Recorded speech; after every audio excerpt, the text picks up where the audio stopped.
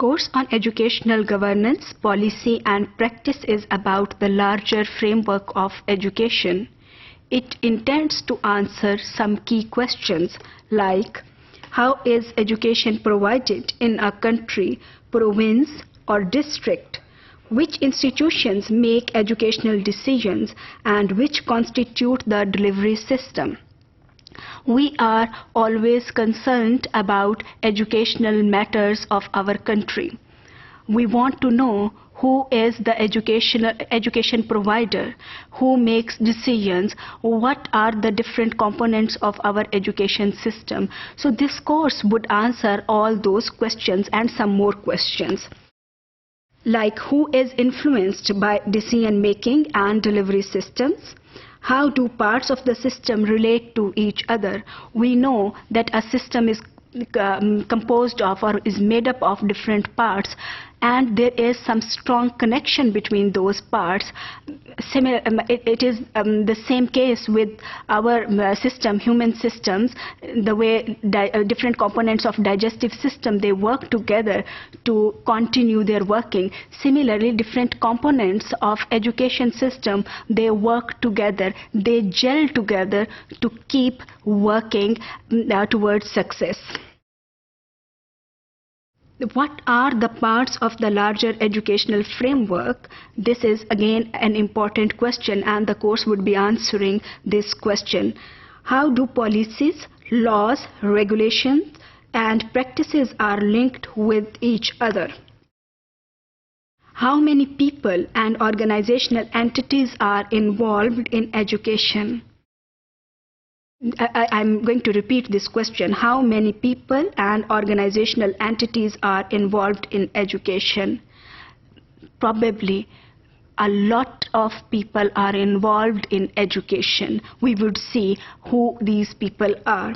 How is education funded? Again, a very important question.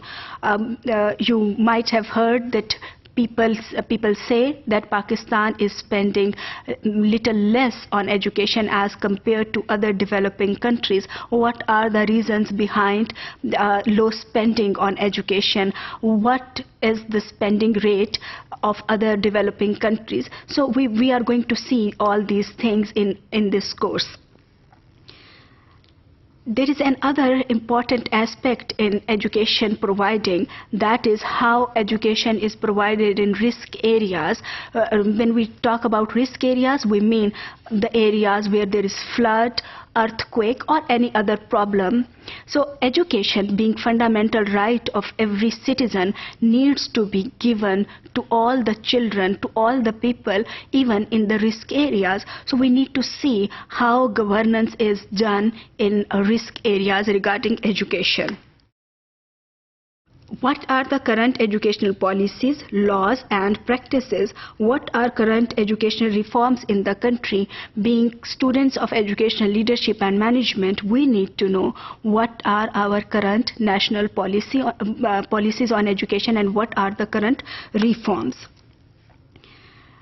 There is another important question: what determines education success at school, district or national level? We have different success criteria. In this course, we would see what is the success criteria for school, for district and for country. What are centralized and decentralized mechanisms of governance? We are again going to see that if the center is controlling educational governance, or provinces or districts are responsible for educational governance. We know that higher education is different from school education. In this course, we would see that what are the components of higher education and how higher education governance is different from school education governance, and what are the key components of higher education governance. There are two more important questions. They are what affects governance, policy and practice. Certainly, educational governance is affected by some important aspects, some key factors. So we are going to explore what affects educational governance, policy as well as practice. What are global education initiatives? to ensure that our education is current, that our education is meeting the requirement of the world market, we need to know about global initiatives on education. The course on educational governance, policy and practice is going to answer this question also, that is about global initiatives on education.